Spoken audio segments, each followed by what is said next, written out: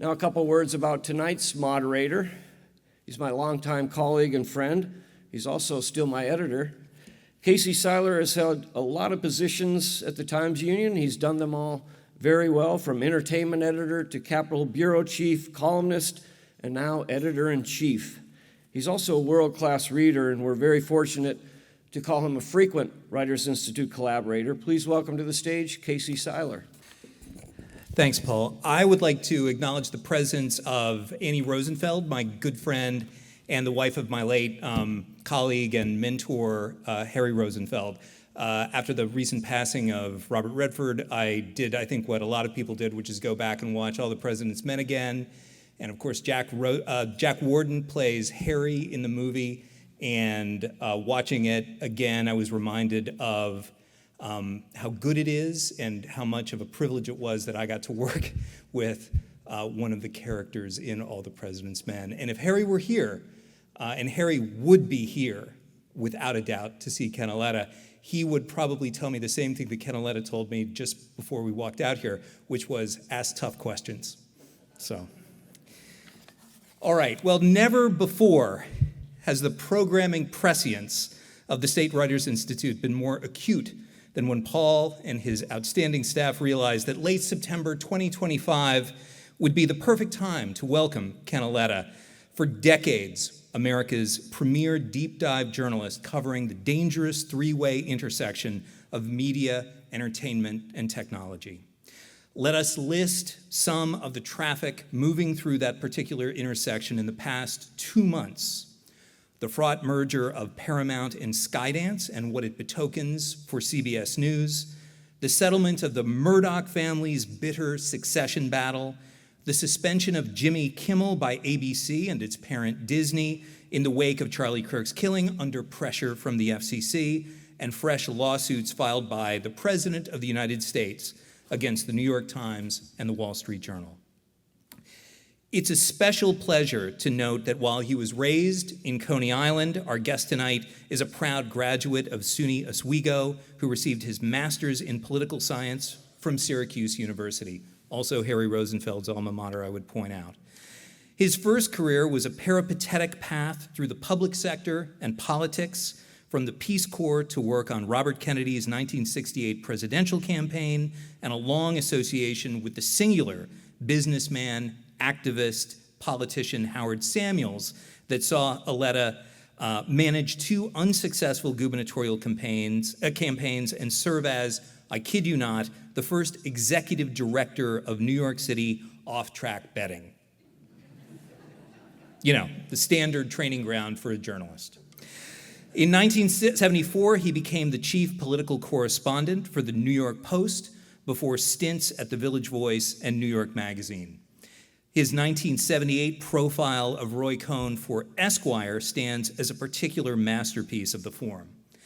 Auletta's weekly political column in the Daily News ran from 1977 to 1993, although at that point he was already writing for The New Yorker, where his pieces in 1992 began appearing under the heading Annals of Communication. His 13 books include Three Blind Mice, How the TV Networks Lost Their Way, Greed and Glory on Wall Street, The Fall of the House of Lehman, and epic accounts of the ways in which Microsoft, Google, and an array of social media platforms have transformed the media business and American life in general over the past 3 decades. His most recent title from 2022 is Hollywood Ending, Harvey Weinstein and the Culture of Silence, the culmination of 2 decades of work examining what shaped the film mogul's twisted psyche and the mechanisms of power and influence that allowed him to get away with his crimes for as long as he did. In a profile that accompanied the release of that book, Maureen Dowd of the New York Times, somebody who I just realized I introduced from this stage just a couple of years ago for the Writers Institute, compared Auletta on Weinstein to Ahab going after Moby Dick.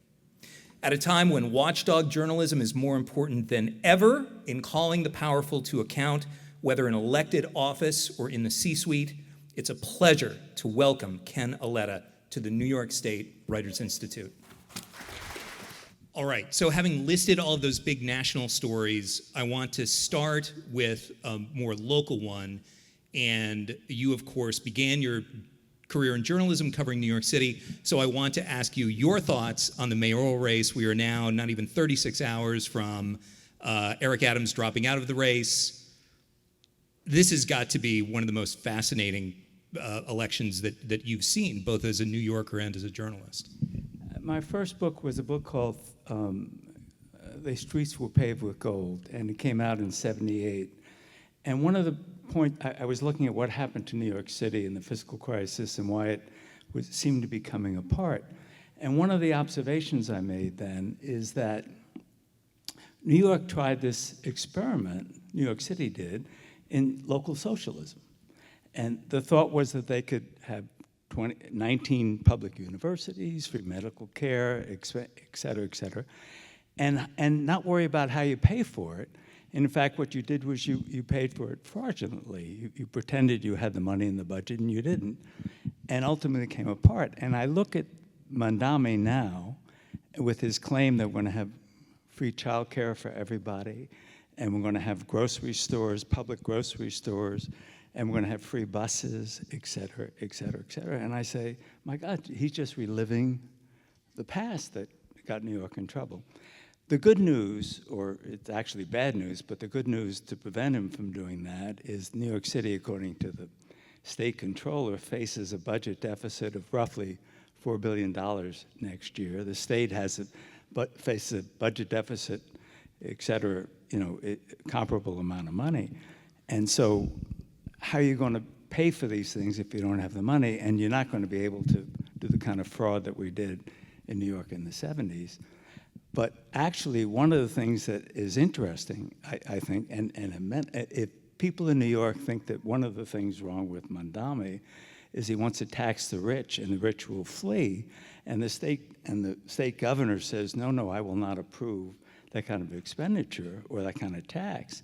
But then if you look at budget deficits of many billions of dollars, the pressure is going to be to raise taxes. And the most convenient taxes to raise, and the one that is least unpopular, is to raise it on millionaires. So we may be back in that issue in New York State. It is axiomatic that the mayor of New York City and the governor of New York are perpetually at odds. I went back and read from your remarkable two-part profile of Mario Cuomo from fairly early in his first term, wasn't it? It came out in '84. It was his first year as governor, which was '83. And his battles with Koch, of course, were legendary. Is that just built into the political structure of New York that the mayor of New York City and the governor of New York are always going to be at daggers drawn? It is institutional, but if you look at Cuomo and de Blasio, that was personal. It wasn't institutional, and actually, I think it was not Andrew Cuomo's finest hour. I mean, de Blasio was not a mayor who will be lionized by history, but if you look at the way Andrew Cuomo went after him in a very personal, narrow, mean-spirited way, it was exceptional. If you look at Adams and the current governor, they've had actually a fairly amicable relationship. But generally speaking, if you look at Rockefeller and Lindsay, and you look at Cuomo and Beam, it's always been, but that was more institutional. There was some personal animus, certainly with Rockefeller and Lindsay. Do you think, this is kind of related to your most recent book, do you think that the fact that Andrew Cuomo got as far as he has so far in this kind of comeback effort is an indication that there has been a sea change in attitudes toward Me Too since Weinstein's fall? Of course, that it's been up and down and up and down. Or is the more salient fact that we ought to look at the fact that despite his reputation and his experience, that he was rejected in the primary? I think a small sliver of the explanation for you might consider a comeback by Andrew Cuomo, though he lost the Democratic primary by a fairly large number. And if you look at polls, he's 19, 20 points behind Mandami. I think a larger reason for his being a candidate for mayor who people who didn't approve of him might support is Mandami's a 33-year-old guy whose experience extends to running an assemblyman's office and is spouting views that are anathema to many Democrats, liberal Democrats or progressive Democrats or moderate Democrats. And he's a man who, if he wins in New York, I think one of the great fears, and that's why the Speaker of the House and Schumer have not yet endorsed him, they're worried that it will embolden the left to think that we need a Democratic candidate for president in 28 who is of the left. And they're convinced that that is not a winning political strategy. Would the counter argument to that be, and maybe that's the calculation that Kathy Hochul, who has endorsed Mamdani, has made, and many others as well, which is that, hey, I'm a Democrat. This is the guy that Democratic primary voters have elected, as you note, by a big margin. In other words, yeah, Trump's going to come after us if he is elected, but this is a city election in Ohio. Probably not going to fly. In other words, this is who local Democrats elected, or rather chose as their candidate. We should back him. I think that's a factor. I think the larger factor in her endorsement is she's running next year. And I think for her to not endorse the Democratic primary winner in New York City, someone who the left has embraced, would be very unpopular and very damaging to her political career. All right, turning now to your more recent body of work, and I say more recent, over the course of the last almost 40 years now, you have profiled so many large media figures, some of them celebrated, some of them notorious, some of them celebrated and then notorious. And some of them who still won't talk to me. And still won't talk to you. Right. So when they will talk to you, so much of it is based on your I don't know if you would call it the need for access, but to the degree that a profile is successful, is it based on being able to get access to the individual, and what do you run the risk of giving up by granting that? So many of these people are surrounded by handlers. You know, I worked, as you noted in my biography, I worked in politics when I got out of Maxwell School at Syracuse for a number of years. And one of the things I've observed comparing politicians or politics and journalism is that in many ways journalism is a more ruthless business than politics, because you don't have loyalties. I mean, when I had Bill Gates cooperating with me or Rupert Murdoch cooperating with me, and I spent time, and you get people to cooperate for several, they cooperate for several different reasons. The largest reason is their vanity.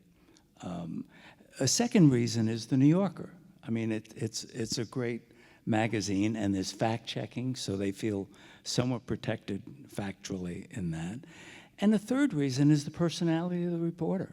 I mean, I am not someone who in my first interview acts like a dentist drilling your teeth. I mean, I'll start off by asking questions about, tell me about growing up, tell me about your mother, tell me about your father.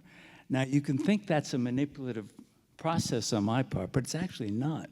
You learn incredible things. For instance, when I profiled Ted Turner, and I asked him, tell me about your father, and he told me the story of his father always insulting him when he went to Brown, he was a bad student, and he hated the fact that Ted was not a serious person who was working for his father at 24, and he had breakfast with his gruff father. And he said, and then my dad left the table in a very mean-spirited way, and he went upstairs, and leaving my mother and me at the table. And then I heard a gunshot. And my mother and I raced upstairs, and what do we find? My father had put a bullet in his mouth. And then, Ted Turner said to me, he left a note on the credenza addressed to his best friend. And I read the note. And what did the note say?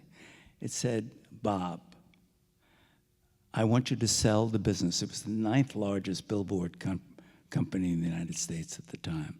I want you to sell the business because my son Ted is not capable of running it. So the guy telling me about his father is Ted Turner, and I'm walking down the street with Ted Turner. This is a while ago. The profile came out in 2001, and he's on the cover numerous magazines, and he holds up the magazine to the sky, and he says, "Is this enough for you, Dad?" So that little story, by the way, other people I've encountered this with. Bill Gates, it was much more his mother being tough with him. I find that question incredibly valuable, but it also does something else for you as a journalist. It creates an intimacy with the person you're writing about. They feel invested in you because they've opened themselves to you. And then to get your question, does that compromise you as the writer? And this goes back to my point about being ruthless. When I'm doing a profile of, let's say, Rupert Murdoch, who cooperated with me and doesn't talk to me after he read the profile, or Bill Gates, the same thing, he doesn't talk to me. Your job, your public responsibility as a journalist is to think of your readers, not of the person who's cooperated with you. And that's ruthless.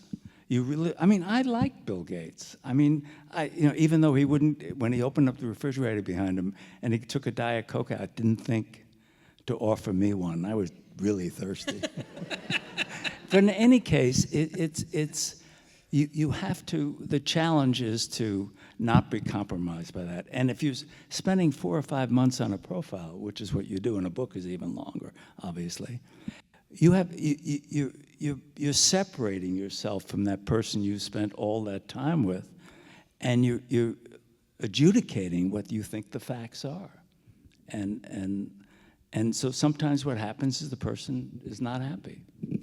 I'll ask you very quickly about a profile that I think clearly owed a debt of sorts to your work, which was the famous or infamous, depending on how you look at it, profile of Chris Licht that appeared in The Atlantic. Was that Tim Alberta who wrote that? I'm trying to remember who wrote that. I'm blanking on the name. But Chris Licht it was a really great profile. It was a great profile. And he went to the gym with him one morning. Yes, right? the famous scene. Yeah. They went to the gym and he was kind of working out and getting the guns going. When you read that piece, when you finished it, did you think, Chris Licht is cooked, that's it, he is done? Yeah, I did. I mean, you can't, I mentioned that one of the reasons these people talk to you is vanity. And that was an overflow of vanity on Chris Licht's part. I mean, to talk about himself that way, you just knew if you were David Zaslav who had hired him. I'm sorry, I should have said Chris Licht, who was the head of CNN at the time and was trying to make major changes at the network, and this profile was going to be his. And I'm so embarrassed I can't remember the author's name because it was a terrific piece of work. I'll remember before this evening's over. Somebody get out their phone and check Chris Licht Atlantic profile, if you would. I would appreciate it. Thank you. But in any case, David Zaslav, who was the head of Warner Brothers, which owned CNN, hired him, and you read that and you just said, this guy, is not going to last as long as a bottle of wine. You are, as you mentioned, one of your best-known pieces is your profile, and you've written Tim Alberta. I got it right the first time. See? Okay, thank God. All right. You have written on the Murdoch family and on Rupert. On your website, it notes that you are now working on a documentary. I just want to get your reaction to the latest development. I don't think it was even 2 weeks ago now, that is that the family, which has been riven by this attempt by Rupert and Lachlan Murdoch, who is sort of the favored son, to undo the previously inviolable Irrevocable trust. trust. Irrevocable trust, thank you.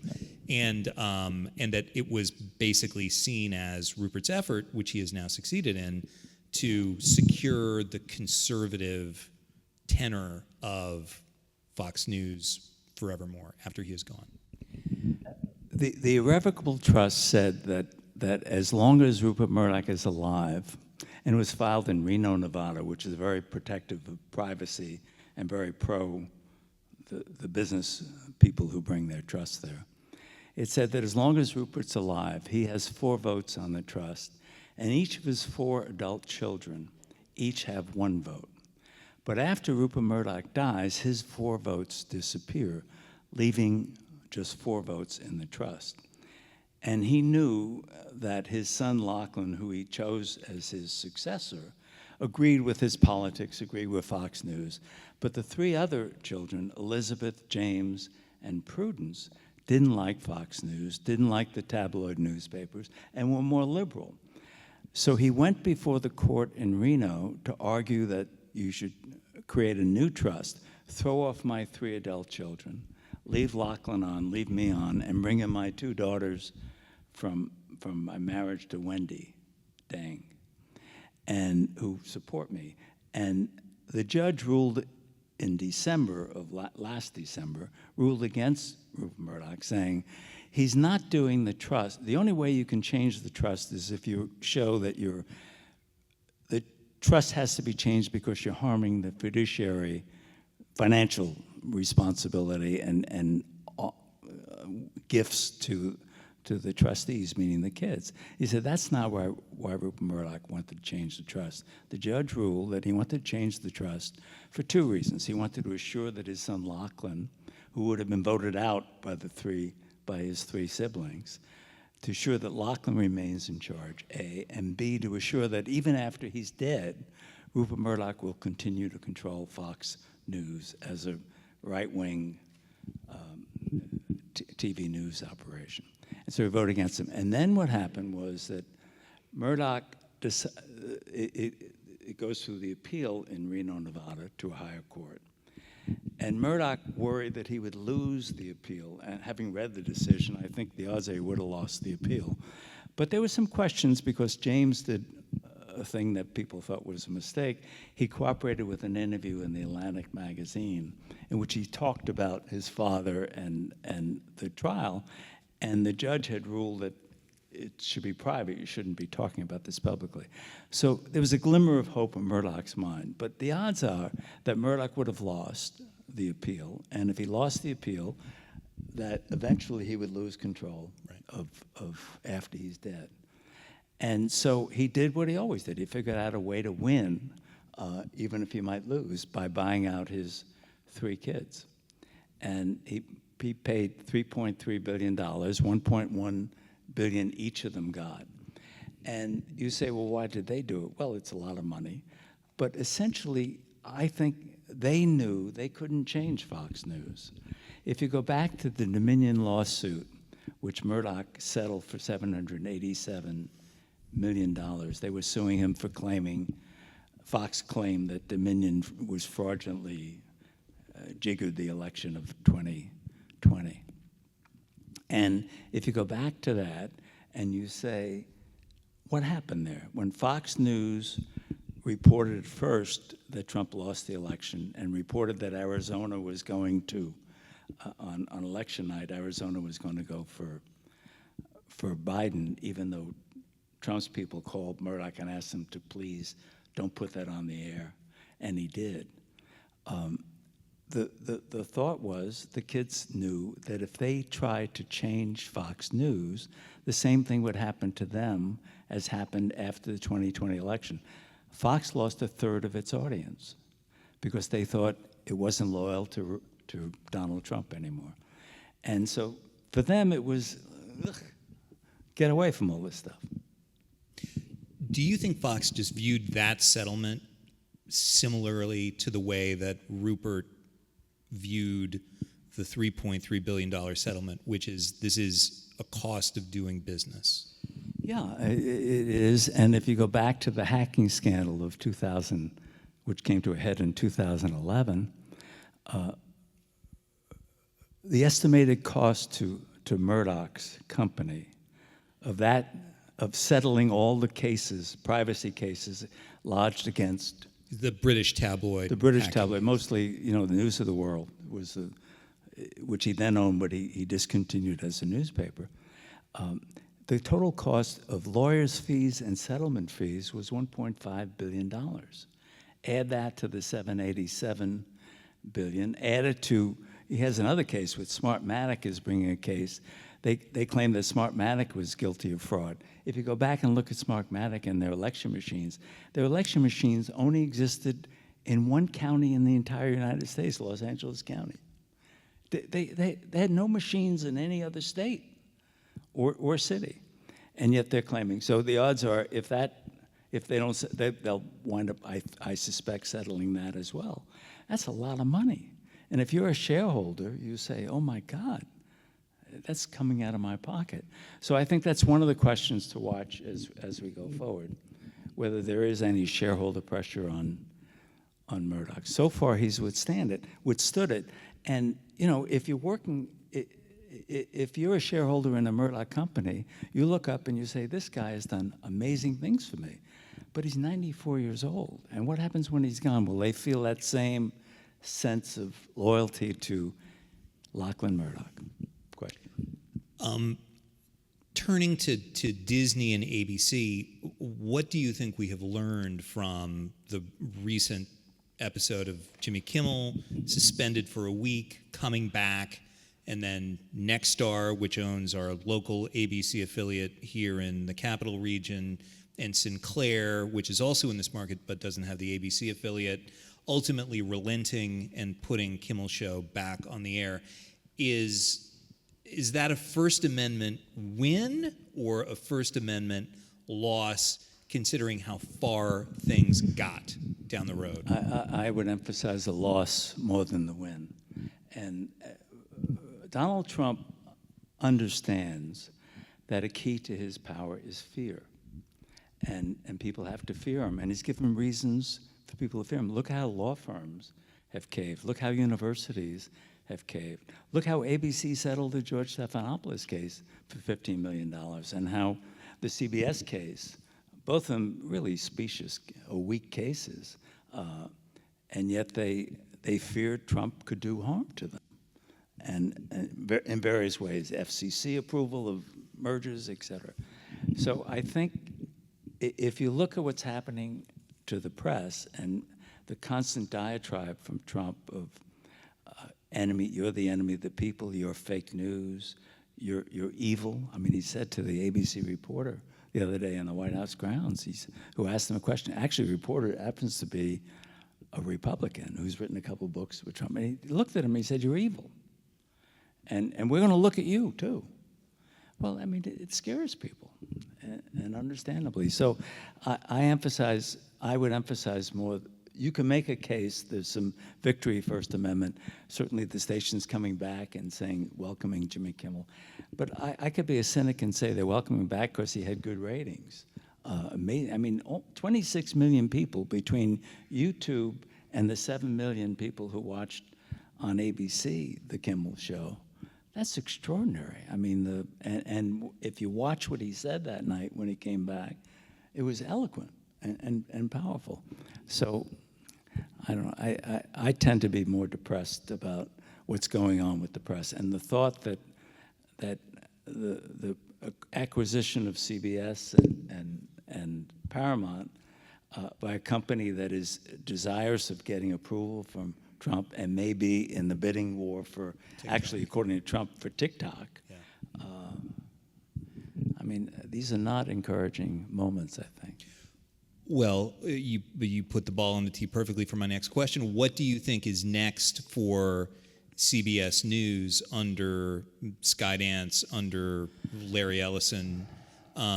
There is, of course, talk that Barry Weiss, who has been doing her own thing at the Free Press, might come on and play a role in editorial content for CBS News. I think that was predicted in recent weeks. It hasn't yet come to pass, but I think it's still buzzing, or at least that Larry Ellison would purchase the Free Press. I mean, what if I worked at 60 Minutes, if I worked at the CBS Evening News, should I be excited by a reinvigoration of new investment in products, or should I be terrified that I'm about to go work for state media? I think the reality is that many people at CBS News are terrified. And they're terrified. Another thing that happened is they appointed an ombudsman at CBS who is a MAGA supporter. I mean, we're not talking about someone who is neutral and is looking objectively at facts. You're talking about someone who has an opinion. And he is now the official ombudsman to judge whether the stories on CBS, the news stories, are fair or not. And that's a concern. Barry Weiss is actually very smart. I subscribe to her publication. It's never been defined if they buy her company, which what they're talking about, for the word is $150 million, and they talk about her playing a role. It's not clear what her role would be.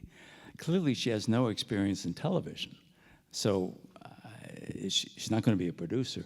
We don't know what her role would be, but obviously the thought that they're bringing in someone who takes views that has very sharp opinions and may playing an overriding role at CBS concerns the people at CBS. Are you watching 60 Minutes right now and sort of assessing the toughness? It's kind of a lagging indicator because many times they're working on those stories for months in advance, but are you paying attention to that right now? I didn't. They debuted Sunday night, the first season. I did not see it. They profiled the governor of Utah, who made a very powerful speech at the press conference about being ecumenical and not being vengeful the way Donald Trump was when he said, I love to hate my opponents. And they also profiled Mike White, who they said that they announced that was in the can a long time ago, and not. He's the guy who's a friend of Trump, Wrestling Association, and was put on the board by Mark Zuckerberg of Facebook. Put him on the board, Meta now. Are we wrong to expect media executives to be champions of free speech? So much of the analysis of Disney and Paramount deciding to capitulate in ways large or small, the $15 million settlements that ABC and Disney made, that Paramount made. Should we view these as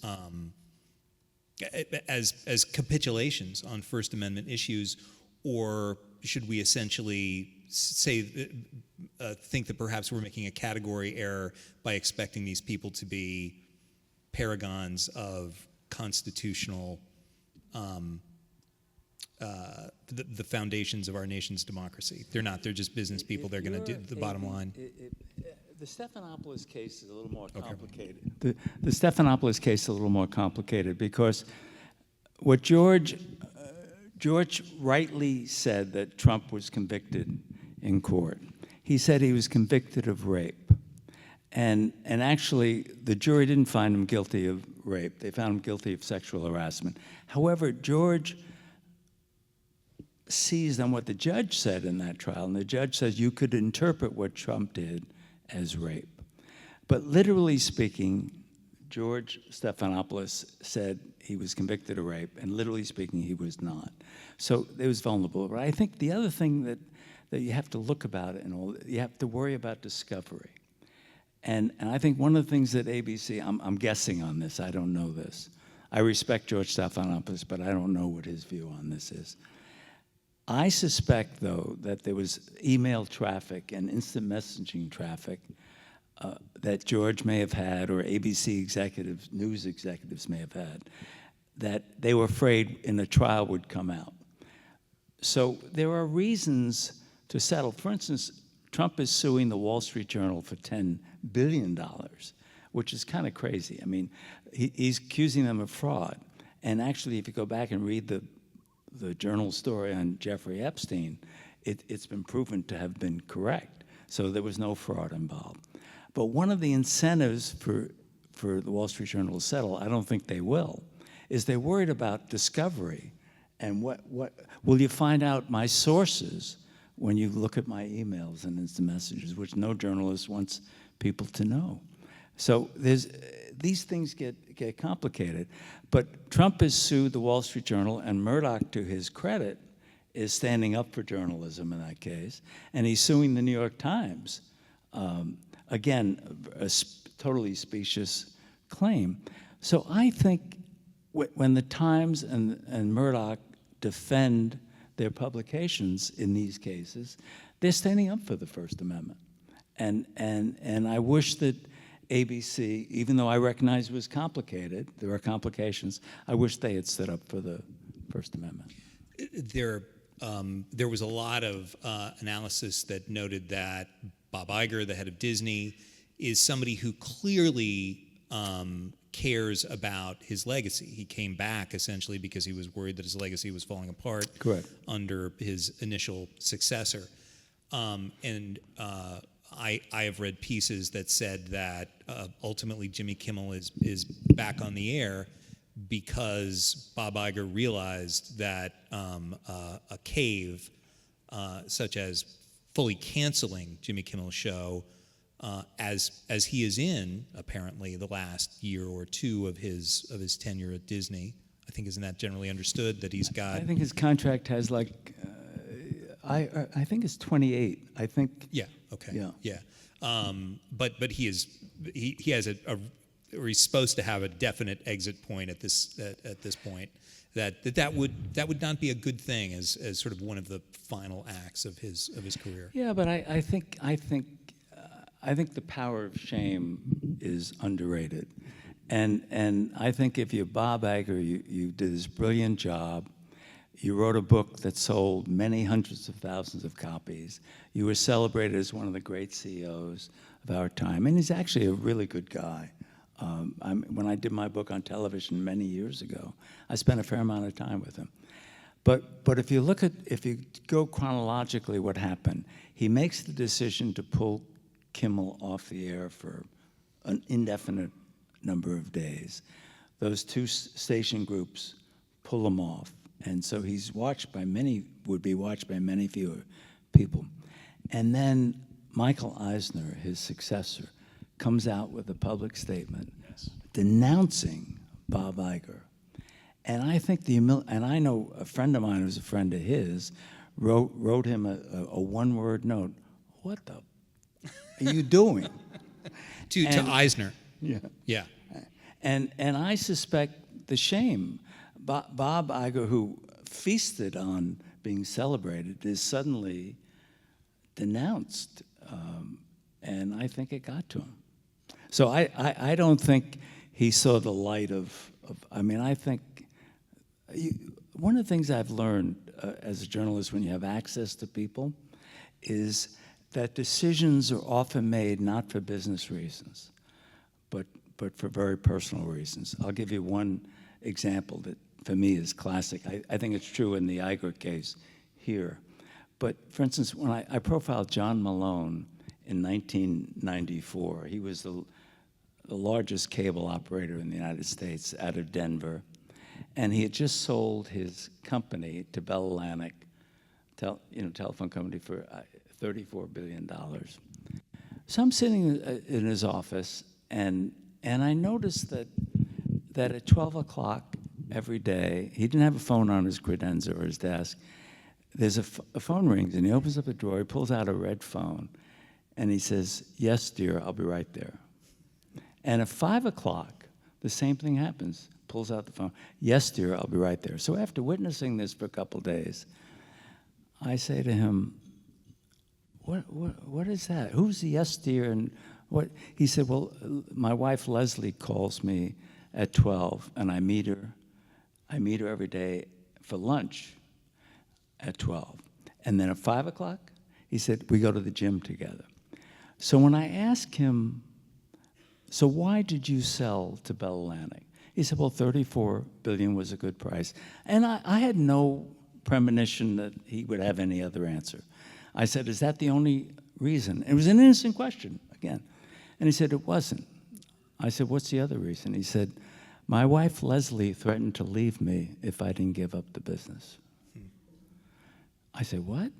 And he said, Leslie said, you promised to always be available to me. All you do is work. All you do is travel. I never see you. We have 2 kids, and I feel very alone. So here I am, and everyone, I mean, like the rest of the press, why did he sell? He sold for the big price. But when you had the luxury of having spent time with this guy, suddenly you see a very human reason for what happened. And that's always what you want to be, if you can, to get underneath to that human, if there is one. And luxury of time gives you that. The flip side of that is, and I would go back again, I mentioned your 1977 profile of Roy Cohn. When we were at dinner, you mentioned that Harvey Weinstein and Roy Cohn it was sort of in a race for you and the worst people that you ever interviewed. Horrible, horrible human beings. What does it say about our country that the President of the United States once shouted out in the Oval Office, "Where's my Roy Cohn?" Well, it's interesting. Roy Cohn was in a class by himself. He was the worst human being I ever interviewed. Harvey is number 2. He was pretty bad, but compared to Roy Cohn. But when I did my Cohn profile, I interviewed Trump at the time. And Trump said he's my mentor, and I learned everything from him. And what did he learn? He learned that a lie is, hyperbole is the word he used. It's not a lie. It's allowed. And you never get on defense. You always attack, attack, attack. You always deny, deny, deny. And that's what Cohn did, and that's what Donald Trump does. And it is astonishing to watch. When I watch Trump, having spent the time I spent with Cohn, I see Cohn. I mean, I see him, just standing up before a jury and Cohn and just telling hyperbole, lies, untruths. What was Cohn's response, if any, to the profile? It's interesting. You said it was at the cover of Esquire magazine, and it was called The Legal Executioner, and it was a really tough piece on this guy, and I thought he would hate it. And I get a call from him. He said, "Ken, thank you for the piece." Thank me for the piece. And he said, "I'd like to buy 500 copies." And I said, "Well, you have to call the magazine. I have nothing." I have to ask, was it a Hearst publication at that point? No. Okay. It was, Clay Felker was the editor. Okay. All right. And it was privately funded. All right. It was not a Hearst publication. In any case, he liked the piece, and then he said, "Can I send my driver to get it inscribed?" And he sends the driver with a copy of the magazine, and I inscribe on it. He said, I write, I'm paraphrasing, but this is the thought I wrote. I said to Roy Cohn, who I wish I had punched but didn't. Who I wish I had punched but didn't. But didn't. And from that point on, he started attacking me. I was much more comfortable with that. And he then he literally wrote a letter, which we found online, to the Reagan administration. He's very close to Reagan people, and introduced Rupert Murdoch to Reagan, actually. And he said to them, when this guy Auletta calls, never talk to him, because he's a dishonest journalist. Anyway, high point of my life. Can I tell you very quickly, the one story of the one time I ever interviewed Donald Trump was when it was right before the New York primary in 2016, and I got a call at like 1 o'clock from one of his media people who I knew from back in the day, and he said, "Mr. Trump's going to call you. He's going to call you at 3:30. In other words, I had like 2.5 hours to prepare, and he's got 15 minutes. But he wants to do a lot of local media hits because he really wants to drive up his numbers in New York in the primary, which is going to put him over the top," which it did. And I thought, okay, 2.5 hours to prepare. sat down with a couple of my colleagues, and I was like, okay, what do we want to ask Donald Trump? Let's think about what we want to talk about. My cell phone rings. It's a no-caller ID. Literally, I've had like 8 minutes at this point. I get on the phone. It's Trump. Obviously, I can't push it off. Like, this is the only time I'm gonna get. So we have a 15-minute. It was a bad interview. I did the best I could, ad-libbing, and asked him about his hopes for the primary, and I asked him about his relationship with Mario from back in the day, which was very interesting. And at the end of it, he said he had to get off, and I said, well, thank you for taking the time. I know you're busy. And he said, no, it was a pleasure. You've been very fair, he said. And he hung up the phone, and I stared at my phone like Charlie Brown with like the sine wave, like, what have I done? Donald Trump called me very fair. Ouch. He was when he was in New York, long before he ran for office. I wrote about him some and not kindly, and he was not like the Donald Trump of today who takes after reporters and criticizes. You could not. He always came back at you, and he would send me. He'd write me notes on this embossed stationery. And he would say, "Ken, love to have lunch sometime." And after I wrote, a pretty scathing column in the Daily News about him, and he was just a very different guy. Maybe it was insecurity, I don't know, but he was different than the guy who talks about enemy of the people today. Is that a measure of many of the people who you have profiled, which is write whatever you want, just make sure you spell my name right? Well, when you're doing a profile, it's not like a news story where you worry about spelling a short story of 500 or 700 words. If you're doing a profile, you're spending 3, 4, 5 months with someone, and you're spending enormous amounts of time with them.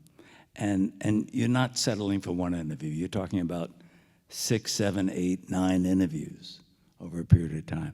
So they're really engaged with you in a way that they're basically saying, not make sure you spell my name right, but I hope you capture this amazing career I've had and what I've done. And it's much more vanity speaking and pride and the hope that someone will write about, the amazing things they've done. George Orwell said that writers get into the craft because they do it to get paid, they do it because they love the craft, they do it because they want to change the world in some large or small way, and they do it because of the historic context in which they are operating. Are those all things that you, as a writer, that you pay attention to when you are writing about these figures, these kind of titans of media or technology?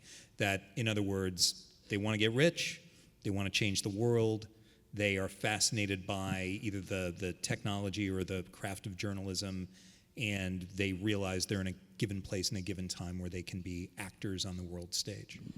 If you have the time and the space, we're talking about my Murdoch, my Ted Turner profiles, John Malone were 20,000 words. So you're really finding out what motivates them. How do they answer that Orwell's question? What drives you, Rupert Murdoch, John Malone, Ted Turner? What interests you? What do you want your grandkids to say about you? Those are all questions that you're asking. I don't know what their answer is going to be, but you want to hear it, and then you want to parse it with what they've done.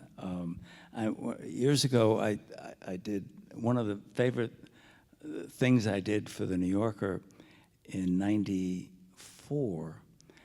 I wanted to figure out what's the value system of the people who run the media world. The Jack Welch who owned NBC, the Rupert Murdoch who, the Michael Ovitz who was the top agent in Hollywood, Oliver Stone who was a famous director. And I said, I want to come and see you and ask you a single question. I'm not going to tell you what the question is, but I want to have that. And I got like 25 really powerful people and I did interviews, taped interviews. And the question was, what won't you do? And I'm sitting with and Murdoch, for instance, he said to me then, well, I wouldn't do anything that was embarrassing and hurtful. I said, but you're tabloid newspapers. And, I mean, I did research on everyone, Michael Eisner with Disney, you know, et cetera. And what was so revealing about those interviews is these are people who had no inner life.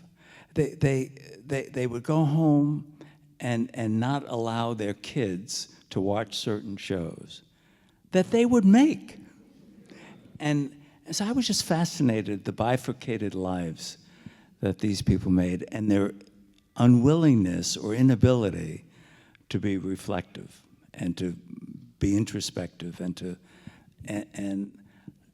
to me, that was one of my favorite pieces I've done for the New Yorker, because for me it was a revelation and a depressing revelation. I have one more question, and then we're able to take some questions. Is that right? Okay, so have yours ready. My last one is, it's a two-parter. Who is one figure who is no longer with us, who you regret never having gotten a chance to interview or profile, and who is one who is living with us today that you still have ambitions to talk to? I mean, the person I would love to profile and have him talk is the guy who just bought CBS and Ellison? Yeah. Yeah. And I heard a story that he talked to someone at CBS, one of the on-air people, who told me this story. I can't divulge the person's name because it was in confidence. And this person went to see him. He wanted to see this person, and he saw this person, and he started telling this person about the fights he had with his father as a kid, and what his mission in life was, and this tension between my father and me, blah, blah, blah, blah. And, I mean, his father is the guy who put up the money for him to buy CBS, and is putting up the money, if they do, to buy Warner Brothers. And so, but he's someone that would be interesting, but I'm sure he would never talk. Who would I have loved to have interviewed? I mean, from your contemporary, in other words, somebody who was with us when you were reporting, in other words, not Shakespeare or Dickens. I tried hard to interview and profile your former boss, Frank Bennick, at Hearst, back when, and Hearst fascinated me because it's a private company, and it's a newspaper business, but if you look at it, they make the majority of their money on B2B investments, not media investments, and they do very well, and they're not selling newspapers. They're supporting them. And he was kind of an interesting guy, but it's a very private company, and he would not, I mean, he said to me, Ken, I have control of my ego. I don't have to talk to you. And he didn't. Is he as interesting as Ted Turner? No. But he's an interesting guy. He's an interesting guy. Yeah. And he comes up to the Times Union, I was mentioning this, and he has done Q&As with the staff, and he is fascinating. Okay, so I can one-up you on that. I have interviewed Frank Bennick, so I really appreciate it. This has been My just pleasure. an absolute pleasure. And with that, I would open it up. Yes, please.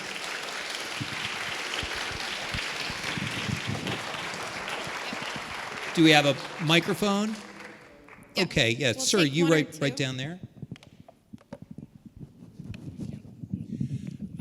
Last week I read that when Disney was trying to decide what to do about the Kimmel situation, that one of the financial firms advising them recommended that they should just shut down ABC and move all their programming to Hulu because they felt it was inevitable that they'll keep bumping up against the FCC for the foreseeable future.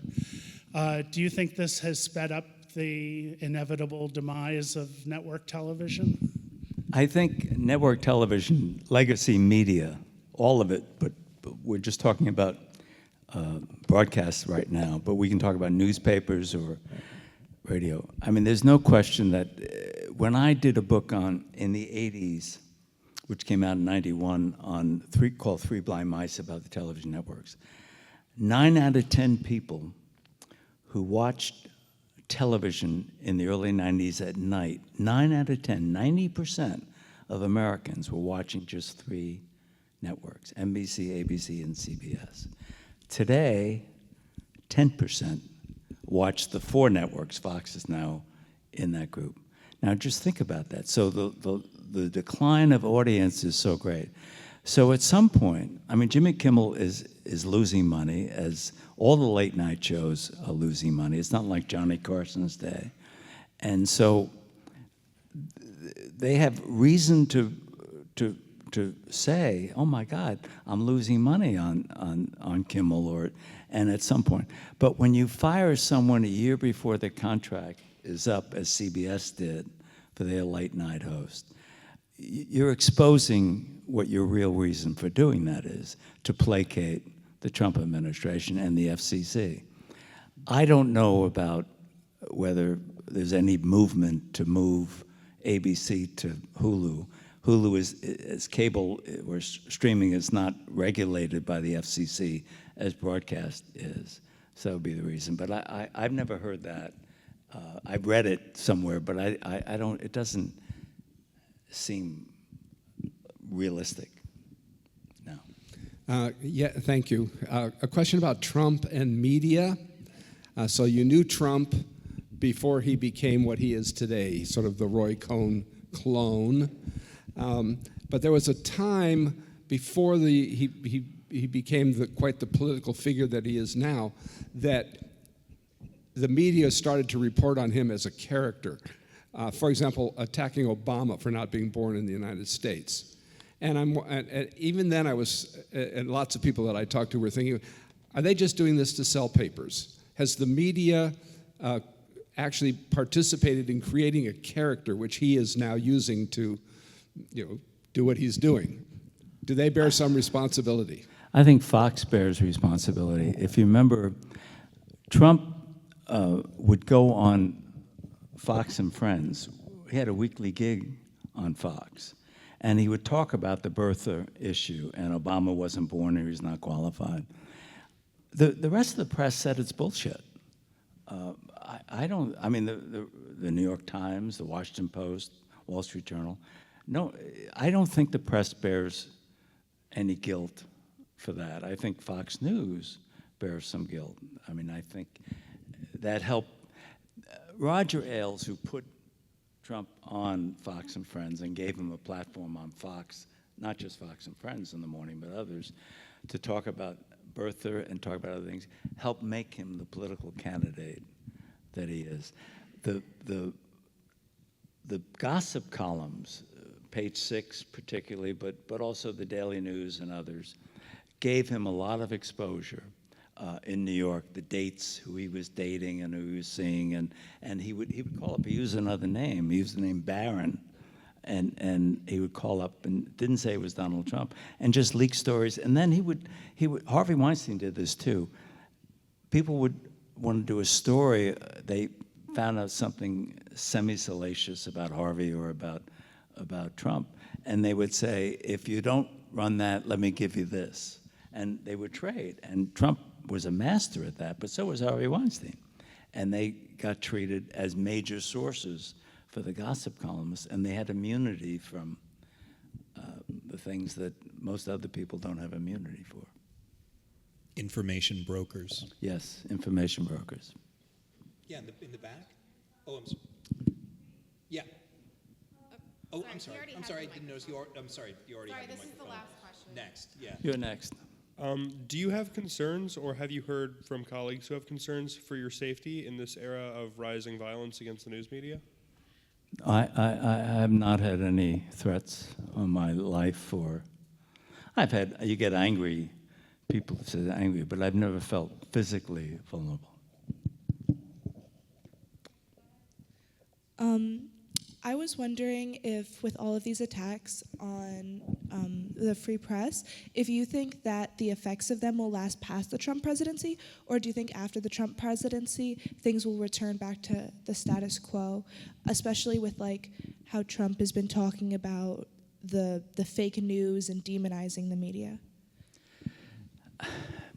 One of the basic problems we have is because there's so many different voices online, right wing, left wing, moderate, whatever.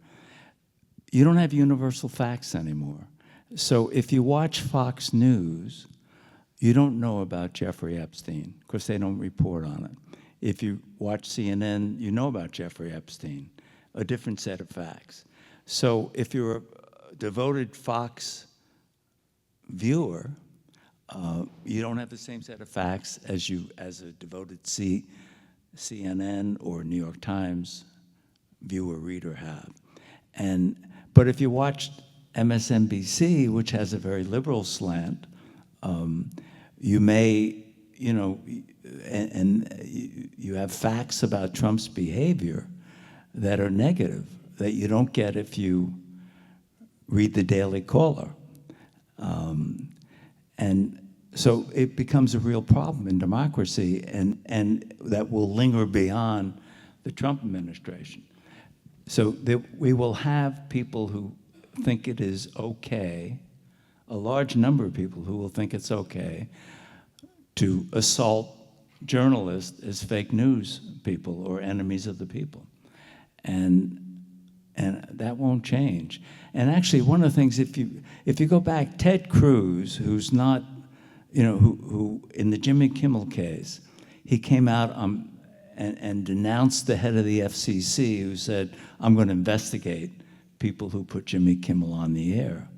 And Ted Cruz came out and said, "That's an outrageous statement to investigate. You can't use government power that way, because if we do it now to Jimmy Kimmel, when the Republicans are not in power, the Democrats will do it to us." And the Wall Street Journal had an editorial the other day making a similar point. And I think that's true. I think that they're creating, they're giving reasons for people to do the same thing in the past, to abuse their power. And hopefully they won't, but they might, and that's worrisome. But more worrisome than that is the universal facts issue. You can't have a democracy if you can't conciliate and compromise, and you can't if people are operating from a world of different facts. How do you come together then? So that would be our last question, but you can line up on that side of the wall. We have a book signing afterwards. Even if you didn't buy a book or have a book, I know there's a lot of students here. You can ask a question to Ken Auletta. Those last two students were University of Albany students. We have Professor Lainey Salisbury here with her journalism students. My colleague Mike Huber teaches journalism. This is the next generation. They're going to be defending free speech and the Constitution, so I'm so glad they're here. And one more great round of applause for Ken Auletta and Casey Seiler. Thank you.